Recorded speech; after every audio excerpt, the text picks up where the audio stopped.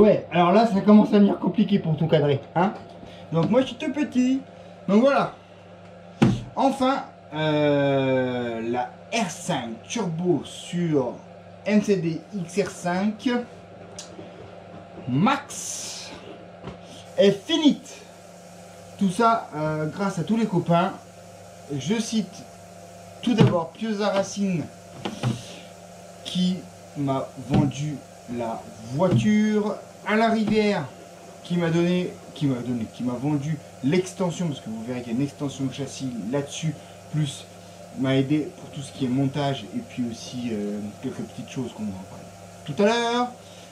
Little Car Addict qui nous a fait tous les stickers de toute la voiture. Je vais pas vous la tourner, vous l'avez vu dans la troupe, hein, parce que ça pèse et c'est un peu compliqué. À l'échelle, donc je lui ai donné la voiture, je lui ai donné quelques dimensions, je lui ai donné ce que je voulais comme type de déco. Donc ça c'est la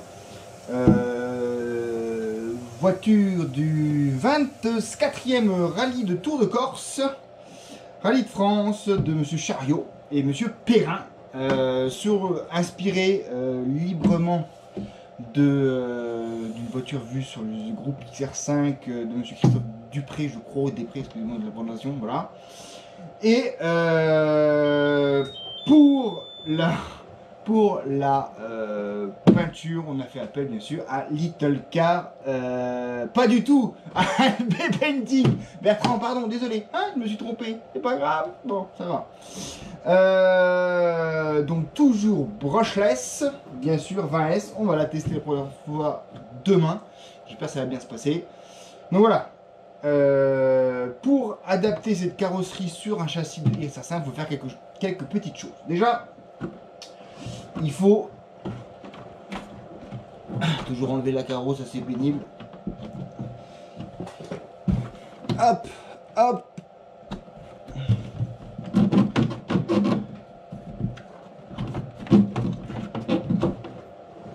Hop. Il faut faire quelques petites modifications pour pouvoir mettre ce carreau.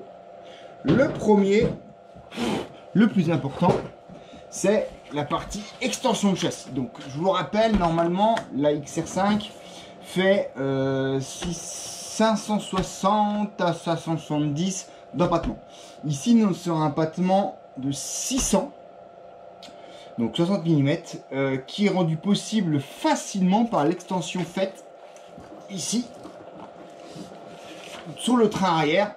Du coup, je suis pas sûr d'arriver à la voir. Voilà.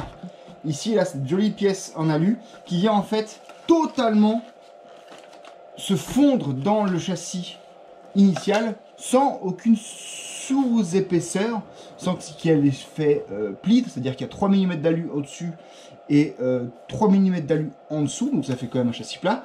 Du coup, tu as juste ta cellule qui est rehaussée de 3 mm, forcément, et tu dois donc juste reprendre ta garde au sol via le filetage, via la hauteur des ressorts sur les ressorts. Donc ça se fait facilement.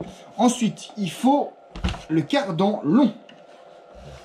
Donc ça, je l'avais déjà, mais il y a une pièce à rajouter. Donc c'est ce petit cardon en plus et un palier intermédiaire qui vient donc le cardan long et qui vient directement dans le livre central. Donc ça, c'est la version vraiment max de la XR5. Le châssis, les renforts viennent se greffer par-dessus.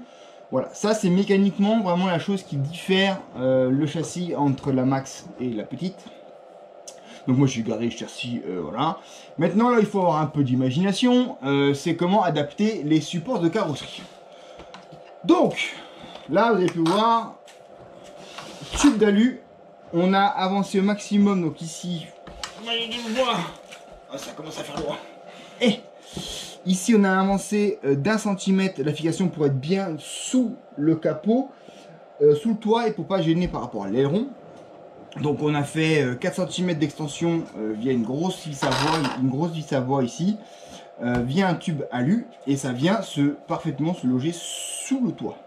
À l'avant, eh ben, on a tout simplement monté le support de carrosserie existant via des petites plaques carbone que j'avais ça. Donc petite extension pareil de 4 cm. On a monté ça pour atteindre la carrosserie. Et puis pareil de manière latérale, on a fait ici des extensions pour pouvoir un peu coller aux voies de la voiture pour que ce soit à peu près joli. Voilà, pour que ça affleure ici et pour que ça affleure également ici. Donc voici mécaniquement les changements qu'il y a eu. Pas grand chose, vous me direz. Maintenant, on va aller tester ça demain et j'espère que tout va bien se passer. Donc là, ça fait une toute petite vidéo, donc on va enchaîner direct sur l'essai. Ou avant, je sais pas encore, faut que je décide. Hein. Donc toujours 20S, pignon de 24.